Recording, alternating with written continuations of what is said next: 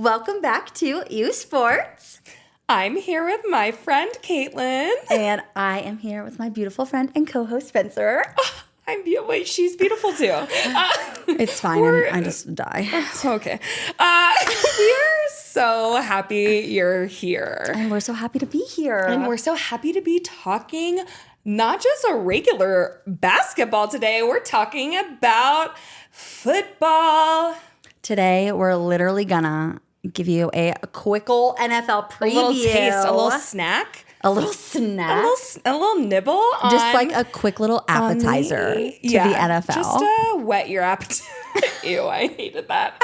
Just to whet your appetite on the Whet your appetite? Yeah, you've never heard that? No.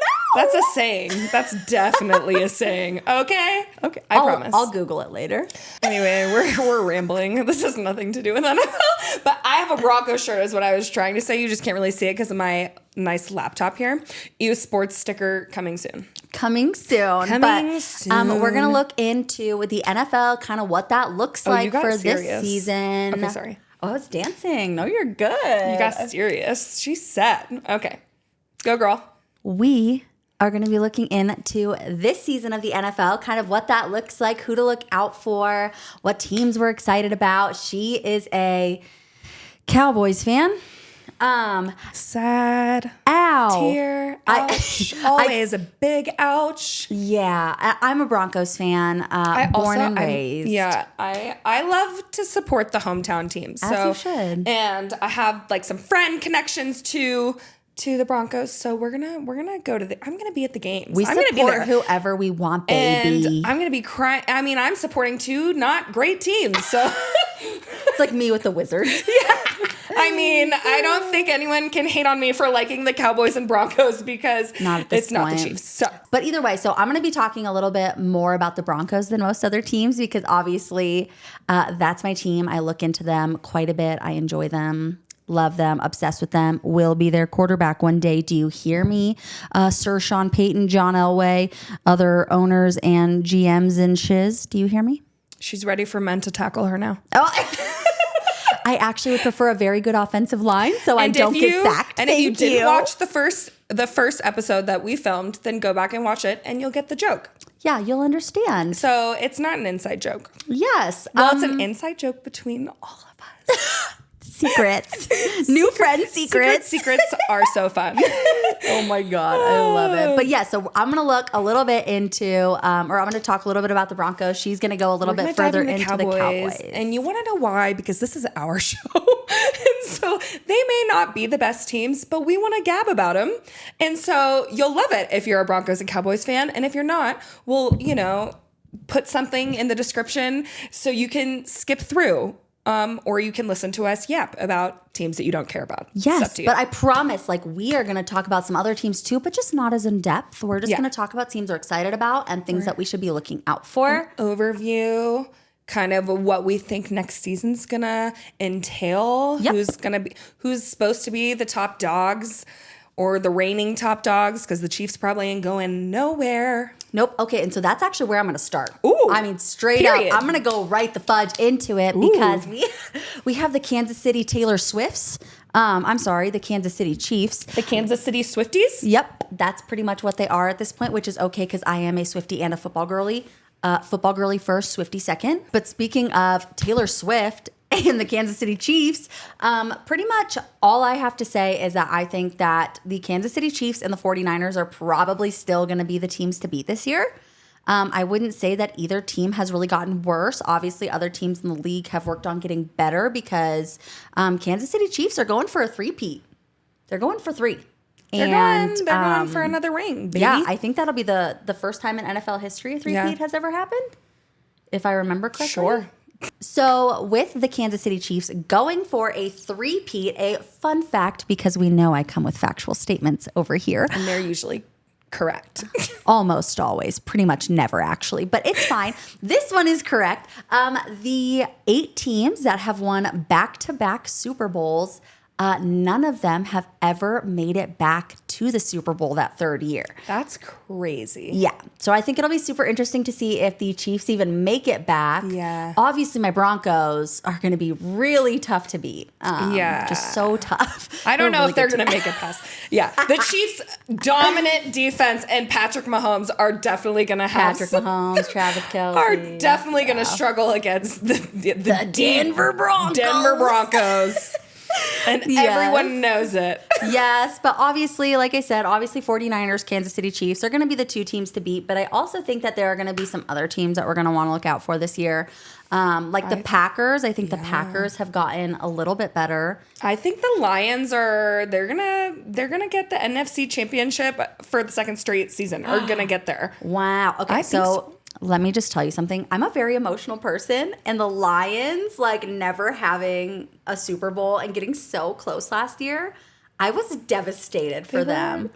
I was so devastated. Close. I was like all of the people in the stadium, like just sitting there, just like so depressed. Watching the game. I was coming back from Breckenridge because I teach snowboarding in the winter, and I was watching the game on my phone, and I was just like, no, what are you doing? No, stop it. Do better. No. Please. And the Broncos last year, because I went to some of the preseason games and a few of the games early on in the season, we did pretty well. In preseason, yeah.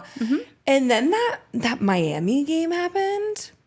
Which felt... We shall never speak of that game. No, we have to talk about it because we have to. Because that's another team I forgot to mention that I love. Mike McDaniel. Love Mike McDaniels. And his story is crazy. This is going to be a fun bit to put in. I kind of forgot about this. But so Mike McDaniels is from Denver, or raised in Denver. And he used to go to the Broncos training camps while his mom had to work because his mom was a single mom. And so she would literally just drop him off at in like summer camp. And he would hang out there. And one day he lost his favorite, or he would change hats because he would get players to sign their cards and they didn't want to sign to the same kid a bunch of times. So he would just trade a hat because the players aren't paying attention enough. And so he lost his favorite hat. And I guess begged one of the coaches to look for it and see if he had it. And he's, I'm sorry, I didn't see it. And then he went back and the coach had like bought him, I think, a new hat. So I could be butchering the end of the story. But then his mom started dating the assistant coach for the Broncos. Did you know this? No. What? Yeah. And that was like his I love this story. So it was really sad because I think his dream was to coach for the Denver Broncos, and now so it felt very personal, that win, because That's a little painful. Destroyed them, and it was his hometown Don't ever team. do it again, Mike McDaniel. I might have a crush on, or Mike McDaniels. I might have a crush on you, but I know he's a little shorty, but I have a crush on him too. It's the personality. Amazing. So cute. Oh my god. Okay, well, fun little tidbit about that. I love that. Well, I'm just gonna talk about the Broncos then, because let's go into the Broncos. let's go into the Broncos. They had a crazy offseason. We lost Mr. Russell Wilson. Did we? Yeah, that was... We lost him and owe him at the same... Lots of dollars. same time. What was it, like 49 million? The Broncos, I have to write things down because I don't want to get it wrong. So Russ is to the Steelers on a one-year deal. The Broncos owe Russell $39 million guaranteed in 2020. Well, it was. Or that's his contract. From the Broncos is $39 million guaranteed in 2024. The Steelers are only paying Russ a vet minimum of $1.2 million. So the Denver is paying $37.79 million. That's insane. Love that. Go Broncos. Good job wasting money. Good job wasting that money, honey. But obviously, like Sean Payton, head coach of the Denver Broncos, and Russell Wilson, like while there was maybe a mutual like respect, there obviously was a little bit of butting heads. It was awkward. Yeah, benching him in the last game of the season. Like that's That's crazy to me. And obviously, It once all he was felt very benched, weird. it did. And once he was benched, I think we all kind of knew that it was coming, that he was no longer going to be a Bronco. That was the moment. Yeah. Yeah, and then we ended up getting Zach Wilson in the offseason, which I thought was a really odd choice because let me just say, yes, such a weird choice because we were talking about, picking a really good quarterback in the draft and kind of like going from there, and then they ended up picking Zach Wilson, who, mind you, his touchdown to interception ratio last year was literally 8-7. Yikes. Yeah, and it's not like he's like a rushing quarterback either. He does not do a lot of like rushing plays. He's not a really big rushing quarterback. He's a passing quarterback, and it's not like I don't even know. Like they could not score. He could not throw any touchdowns. He was throwing interceptions. So it was ugly. Yeah, it was not a great season for Zach Wilson. So what a weird pickup for us to lose someone like Russell Wilson. And get someone like Zach Wilson after. But then we ended up drafting Sir Bo Nix, which, mind you, Bo Nix just looks like a baby Zach Wilson. He's so They're cute. only like a few years apart. Yeah, he's cute. Yes, he's adorable. And they're only like a few years apart. But Bo Nix was actually the most accurate passing quarterback in the NCAA last year. Slay. Yes, he, what was it, 77%? Like pass completion. You do that thing, Bo Nix. You throw that thing. I love that. And people were talking crap. Obviously, the Broncos is where quarterbacks come to die unless you're John Elway or Peyton Manning. Ooh. That's my hot take. That's my super hot take. I don't think it's a hot take. No. I think it's a very realistic take. Yeah. And so it's just like you get someone like Bo Nix, and a lot of people are hating because, like I said, we've drafted a crap ton of quarterbacks. We've had so many new starting quarterbacks in the last 10 years, 9 years. And so you get someone like Bo Nix, and everyone's like, "Oh, cool! Like another new quarterback. Yay. Like, what are we gonna do with that? What are we gonna do to him? Yeah, literally, he's just gonna end up somewhere else." But everyone has been saying that, like, during all like the summer camps and training and things like that, that like he's been really impressive. Yay. And being one of like the most accurate quarterbacks in the NCAA last year, and having a incredible wide receiver like Cortland Sutton. Like, I think they're going to make a really good team. If we can, if our O-line can just, like, hold it together and shit like that, I think that they're going to be great. Because obviously the O-line was painful to watch last season. Yes, it was rough. It's just wild because in my head when I'm watching football, you have one job: to not let your quarterback, be sacked 500 times. Yep. So when you see it even happen, of course, defenses are going to get through. Of course. And sacks are going to happen. Mm-hmm. But to watch it happen multiple times in a game is the most frustrating thing as a fan, because you just want to look at the O-line yourself and and ask them what they're doing. Like, there are things you're supposed to be doing, and you're not doing them. Yes. So it was a pain. Yeah. There's several teams with painful O-lines. Yes. Well, so what I always want to say is that I would love if I could like recreate any O-line, it would be the like Patriots 2013 O-line. Oh, good choice. Tom Brady used to like just sit in the pocket for like 10 minutes. He'd hang just out. Like, yes, this would be him with the the football.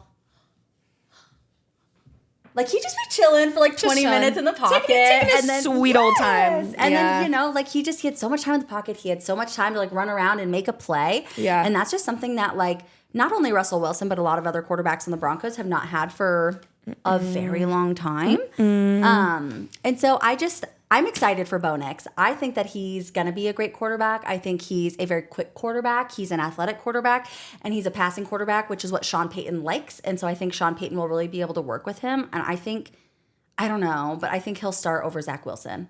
In my humble opinion. I mean, I think he should. I know I have seen the discourse where people don't think he will. No, I think that's crazy. But why would we put someone worse to start just because they've been around older? longer? Oh, that's my biggest pet peeve. That is like my biggest pet peeve in professional sports. But yeah, so they let Justin Simmons walk, and I know that was a big story. Of course, I went to several of the games, but I wasn't dialed in exactly, but he was a big piece to lose, wasn't he? Yes, he was. He was a big part of their team, and probably one of like the I think it was really surprising, was it not? Players, yeah. Yeah. Yes, and I think like the hard part was with like Broncos offseason, like it almost felt like they didn't know whether they were gonna like start rebuilding or whether they Yeah. were just going to like retool.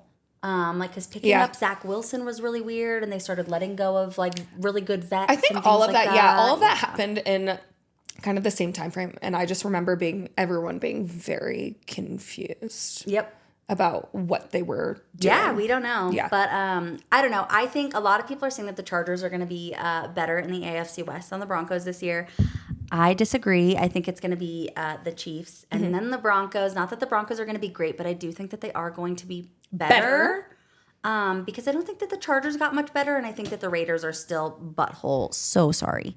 But yeah, I don't know. Like there's obviously a lot of discourse about the Broncos, and a lot of people are really confused. No one really knows whether to believe in them or not anymore, which makes sense. But that's okay. I want to also really quick, while we're talking about Russell Wilson going to the Steelers, I think that this is really funny. Russell Wilson going to the Steelers, he is behind Justin Fields, who left Chicago last season.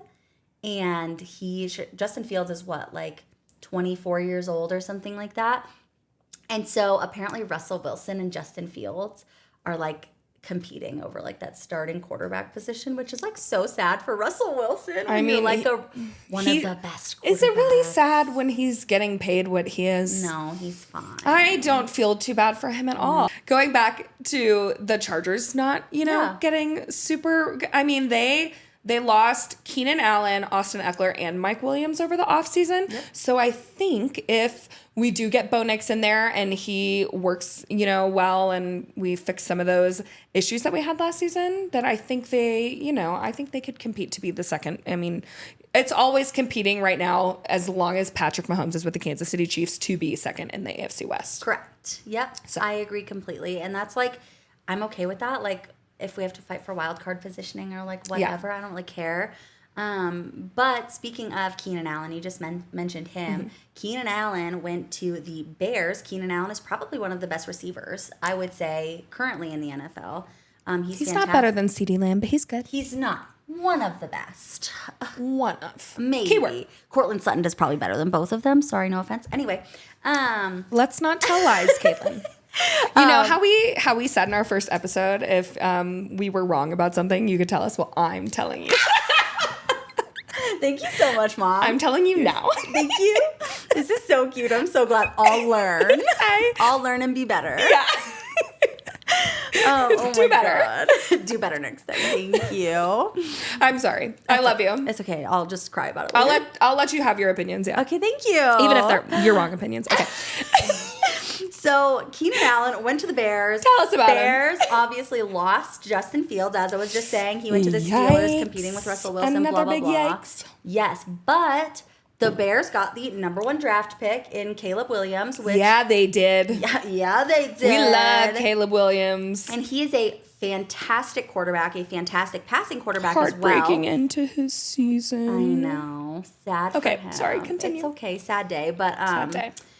But yes, I am like super excited to see the Bears. Yeah. I think that the Bears got a lot better over the offseason. And I think when you have an offensive pair like Keenan Allen and Caleb Williams, like I'm really excited to see them together. two automatically big improvements to your roster. Yes. And if you didn't watch our first episode, now you know that teams that score more points than the other team win 100% 100% of the time. Yep. Without fail. Yep. And so you need offense. But defense also wins championships, especially in the NFL. Yeah, especially in the NFL. And I love good defense. I love watching someone else sack a quarterback. I like watching my team sack another quarterback 400 times. Yes. Love that. Me too. Yeah. Do you want to talk about your team?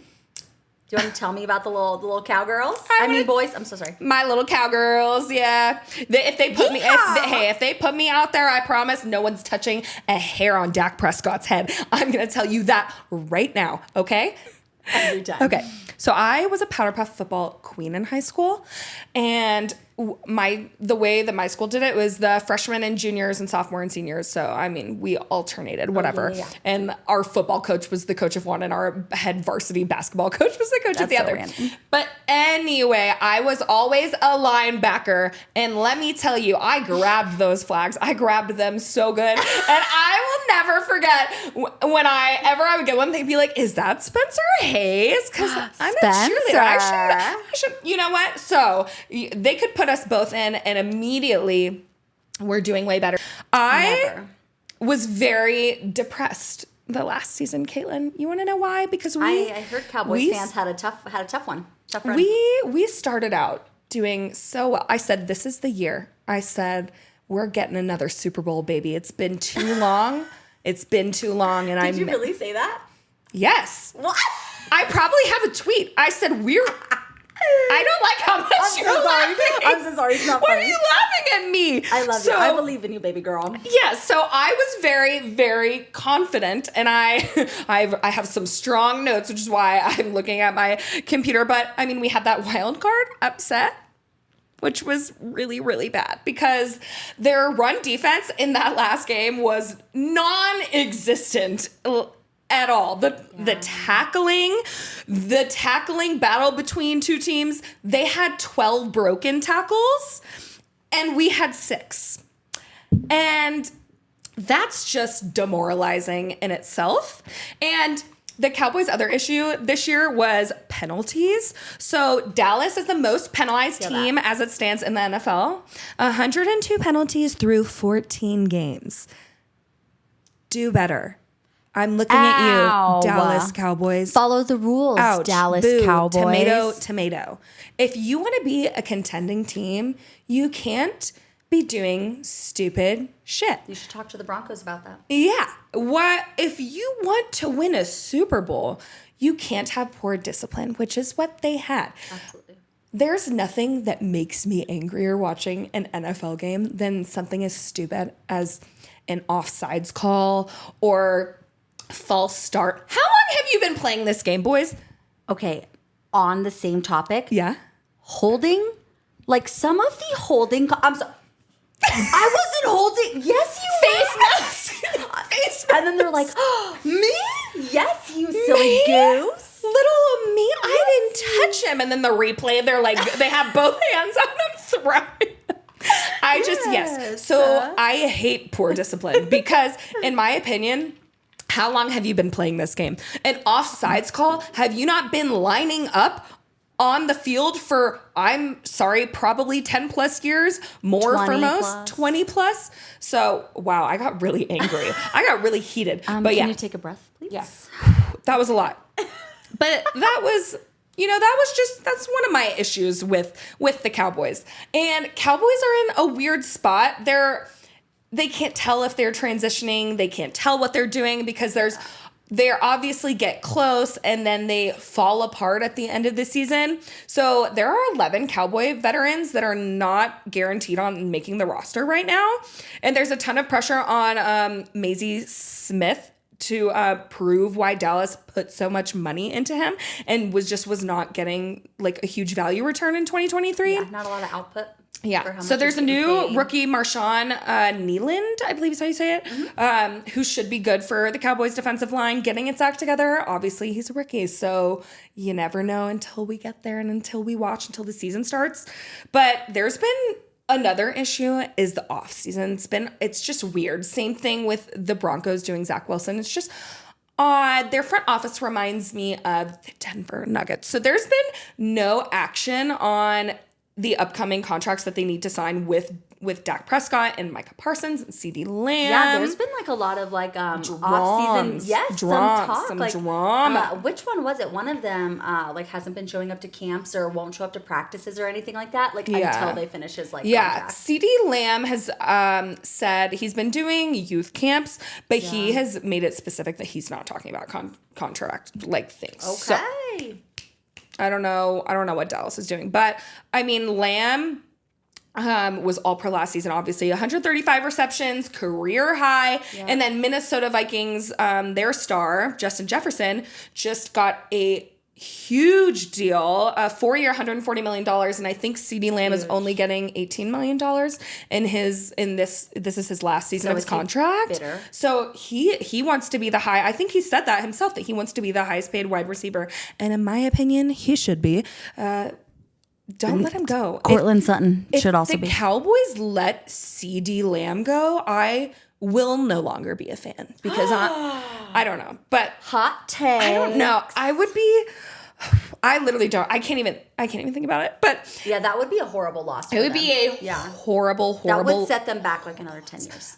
It would just be the dumbest thing ever. But the issue is their front office has been sitting on their hands while the rest of the league gets better. Like a lot of, sounds like the Denver Nuggets. Hate to bring them up in the NFL show, but I got to. But so the Cowboys, a lot of people just thought they weren't spending money. So they only spent $6 million in free agency to get, I think, 3 or 4 or 5 just random dirt cheap void filler guys. Yeah, that's only a little bit of money for a lot of guys. That's really not a lot of money. I think it was like 4, and it's 1 point whatever. Yeah. And so the lack of free agent spending isn't new for the Cowboys. Like that's usually something they do in their off season. So everyone saw that coming, but they're not paying to retain their own players, which is what everyone has an issue with. So Tyron Smith, I had to write down all the names because there's so many. Yep. Tyron Smith, Tyler Biadasz, I'm sure that's wrong. Tony Pollard and Dorrance Armstrong all grabbed nice paychecks with other teams because Dallas basically was like, we want you if you're cheap, and they didn't want that. So because is Dallas like similar to the Denver Broncos, Denver Nuggets in like the sense that like they paid these guys like years ago. Oh, and they they're are now like regretting it. Oh, are they, Caitlin? Let me tell you. See, the thing is I've been looking at my laptop a lot because I like to get the numbers right. So basically, the Cowboys, promised all these nice, beautiful, fun contracts. Love that for them. But they weren't paying them the money that equates, to an even split of the contract. So basically, Dak Prescott, they have only paid $50 million of his $160 million deal. And you're like, oh, what's wrong with that?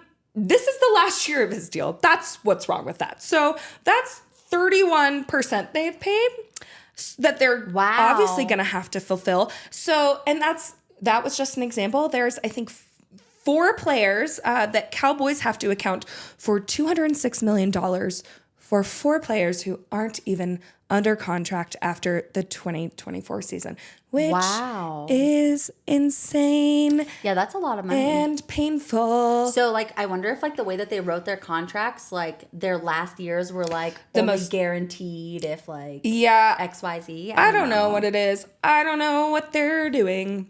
So they've got some strong cornerstone pieces. They have, Dak Prescott, Micah Parsons, CeeDee Lamb, and Trayvon Diggs. So they have good people, and they have a couple of young players like Tyler Smith and Deron Bland, who are already all pros after just 2 years in the league. So they have the people. It feels, like we talk about with basketball, they have so many good pieces. It's just about finding the right role players, almost, the ones to slide in, and fit the cracks. But they have a ton of young guys, and they don't need all of them to pan out because they have so many of them. They just need some of them. This season will be very telling for the Dallas Cowboys and their front office. It'll be interesting to see what happens with the contract stuff.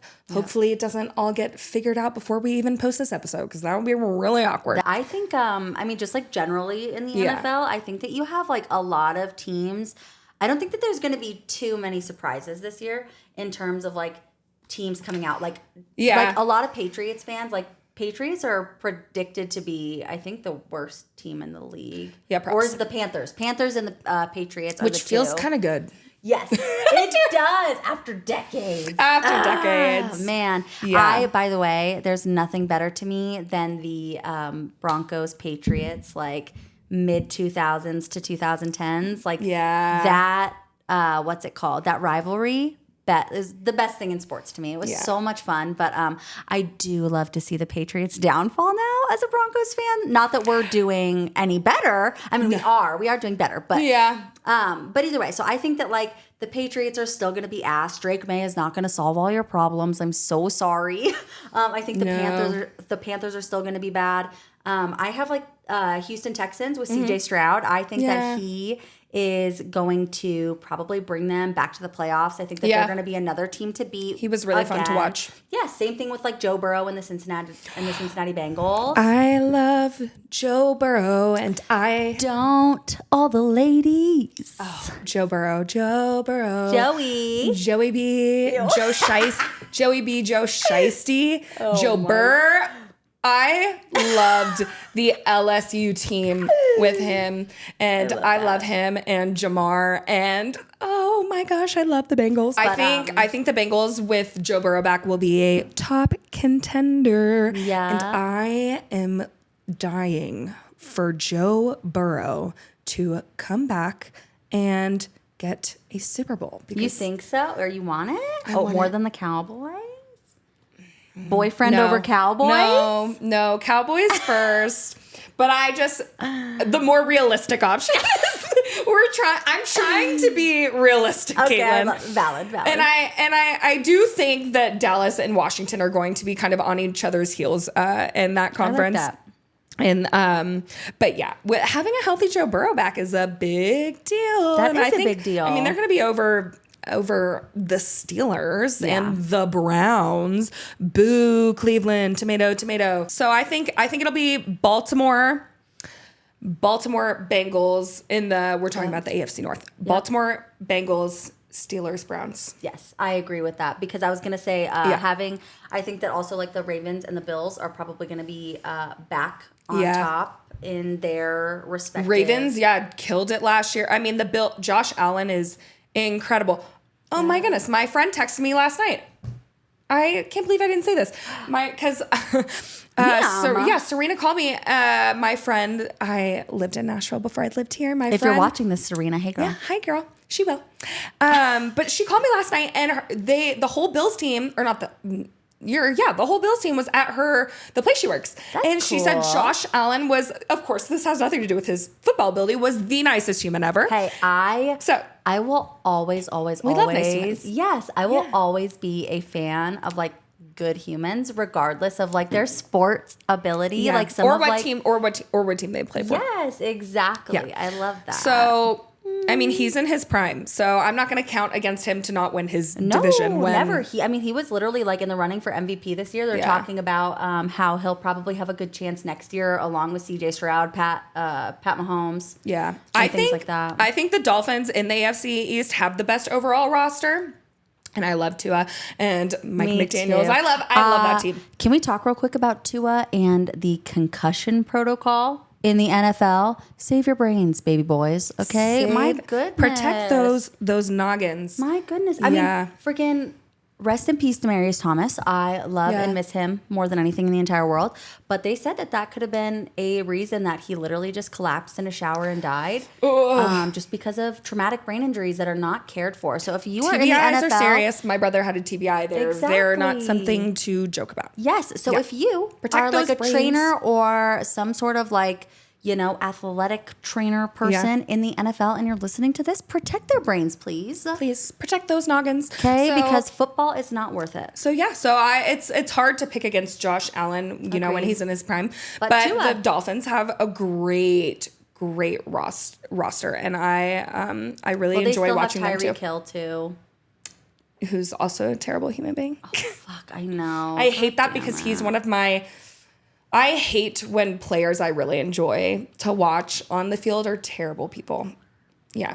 So because we were just saying we love when someone's a nice person, and it's painful when people that are just amazing to watch are not. There are a lot humans, of people that have impeccable athletic ability and are so fun to And watch. that does not make them good people. Yes, it doesn't make them good people. You add fame and money, and you get a lot of crap with that. And it makes me really sad. Some of my all-time favorite players have turned out to be really horrible human beings, and then you have to not like them anymore. And then how do I say that this person is my favorite player if he's not a good horrible person? human being? I can't. But Exactly. So AFC East, I think, Bills and Dolphins are competing. Agree. Jets have 40-year-old Aaron Rodgers. So I think is he no longer doing analytics and analyzing on the side, like he's actually playing again? We're healthy. And then the Patriots are rebuilding, and they have a rookie head coach and quarterback. So so I think the Patriots are kind of a non-factor. Sorry, Patriots fans. Patriots are they'll be better in like maybe 10 years. So that's, I think, a little bit of a good preview. We didn't talk about every team. Obviously, there's some kind of divisions we just don't really care or know too much about, and they're kind of non-factors. So and there's not non-factors, but we talked about kind of the big ones, the heavy hitters. And I don't think that, and this isn't a hot take. This is just like my opinion. I don't think that there's going to be any teams that make like a giant leap this year. I think that, and maybe this is because I'm a Broncos fan and I'm like just like overly optimistic and like delusionally optimistic about We love being delulu. I know. I'm really hoping that they like at least make a little bit of a leap. I would love to see them in the wild card. They got like weirdly close last year with like almost having the opportunity. I was really rooting for them. That was wild. That was like really rooting. I mean, obviously there were like so many factors, like X team had to win, X team had to lose, X team had to lose, and then the Broncos had to win, like win out the rest of their season, like their last 3 games. But they had a chance, even though it was tiny. But like, I'm always delusional about the Broncos. I'm always delusional about any team I enjoy. Me too. Yes, but I was really hoping that they were going to do it. But I think that this year with Bo Nix, I think when you're a head coach who doesn't have like a fantastic relationship with some of like your best players or your most important players, I think it does translate to like on-field playing ability, because obviously like plays called, and like the quarterback like Russell Wilson could be, doing his own shit and just not listening to Sean Payton. And I feel like there was a lot of like kind of like awkward relationships, animosity and stuff like that. That was a really weird relationship. It was all super weird. And so I think like with Bo Nix, with Sean Payton being so high on Bo Nix, and with them talking about already having like a really good working relationship like on the field. It's so important. Yes, and Bo Nix is like the type of player that Sean Payton likes, and like the type of player that like Sean Payton likes to call plays for. And you see it all the time in the NBA, how coaches are coaching for a year and then they get fired because they don't agree with their star player. Exactly. Yeah, you see it all the time. And so I think that just the fact that we have like a new player like Bo Nix, who is the exact type of player that Sean Payton loves, and we still have someone like Cortland Sutton, and I think we've made like a couple small offensive line moves, nothing crazy, but if we can like figure it out, we have a good offensive line coach and things like that, I think we can do better than we did last year. Yes, like just have a chance even at that wild card. I don't know about the Cowboys improving anything, but I don't know. There's always hope. Overall in the NFL, I just don't think that anyone made like a significant leap forward or a significant leap back. I think that like the top 8 to 10 teams are still going to be those top 8 to 10 teams. And I think that maybe I think they just there just might be some flipping, or maybe other teams right behind them that are closer, kind of nipping at their heels. Getting closer. So I don't know. I just don't think it was anything crazy, and so maybe this is a really boring NFL preview to you. And if it was, sorry, not sorry, because I like football. But I'm not.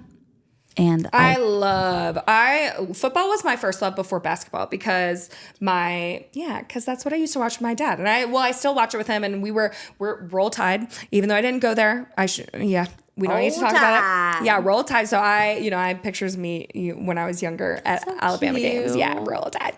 So I love college football. But I can't wait for football season to start. It's gonna be exciting. I'm so excited. I've always been a football girl. I literally I told you I want to be a quarterback. This is my little football tattoo. Yeah. Like I said, Powder Puff crushed it. Yes, she's going to be the quarterback, and I'm going to be a linebacker. So she's running the offense, and I'm running the defense. And see, I can be on the defense too. I used to tell myself quarterback, right? I used to say when I was younger, I wanted to be the first female quarterback for the Denver Broncos. But as I got older, a lot of like football coaches and stuff like that said that I would actually probably do really well as a wide receiver or a cornerback as well because I am very fast. I was a sprinter. You got them hands, Yes, girl. I was a sprinter. Great hands. Exactly. I wish I had like videos from high school that I could show you guys. I was like always so proud of myself. I was like, I'm sorry. Like, am I better than literally all of you on like my boys football team? Okay. There are a lot of rookies that like I'm really excited to watch. And as we're talking about rookies and this being an NFL preview episode, I did just want to take a second to acknowledge the passing of Kyrie Jackson and his two friends, Anthony Litton and Isaiah Hazel. It was so terrible. Yes, a couple of weeks ago, weekend of 4th of July, they were involved in a accident, allegedly hit by a drunk driver, and all three of them were killed. Kyrie Jackson was just drafted to the Minnesota Vikings, and keep their family in your prayers. Yes, and thoughts or whatever. All three of them. Yes, all of them. Yeah. Yep, there were three very young boys, young men. There were three very young men whose lives were taken in a very sad and selfish way. Get an Uber. Yes, get an Uber, get a Lyft. Get a taxi, I don't know, to call a friend, walk, crawl. Yes, yep, straight up. Do not get behind a car. It's just stupid. Sleep at a bar, I don't care. You don't want to ruin your life. Yes, because not only like... We don't need to go into detail. It's just don't do it, please. Yes, not only did 3 young lives get taken, but obviously the person who was driving drunk also just probably ruined their entire future as well. Exactly. Yes, 3 young lives were taken. Yeah. One of them just ended up in the NFL, and it's a really sad time that someone's dream was just realized and taken from them. And so I just wanted to... his mama. I know. I just wanted to acknowledge the 3 of them and their family and friends, and hope that all 3 of them rest in peace and can play some football up in heaven together. And... like I said, just be safe, don't drink and drive. Rest in peace to them. That was very sad. Yes, I hope the Vikings have a fantastic season in his honor. On a positive note, we hope that they have a really good season dedicated to him. Yep. And his family. Yeah, but if you are still here and you are still watching, wow, you made it this far. I know, we talk a lot and we kind of ramble. If you made it this far, I don't even know. We need to start coming up with like a code word for them to put in the comments if they made it to the very end. Oh my God. Okay, so if you made it this far, wow. Oh wow. We love you for that. We love you. But so if you made it this far, I think we should start doing this. If you made it to the end, we want you to put in the comments your Super Bowl prediction, both teams. Don't say anything else. And you can give us like a really random score if you want to too. Yeah, but just tell us your teams. Tell us what you think's going to happen. Or not what's going to happen. Yeah, just the teams who you think's going to be in the Super Bowl. If you want to throw the score in there for extra points, go for it. But that's how we know who actually likes us and who's a bunch of liars. Yeah. I'm just kidding. Okay, either way, we're so happy that you watched us. We're so happy you came back. Yes. Oh my God, I can't believe we've been having so much fun together. We just like to giggle and talk sports, and we're so happy that you're... I feel like we were nice and a little bit serious. We were so serious. Just kidding. I'm like thinking about all the other things we said. We were definitely giggling. I'm like breaking this. Oh, it's happening in here. This is how we... That's a wrap.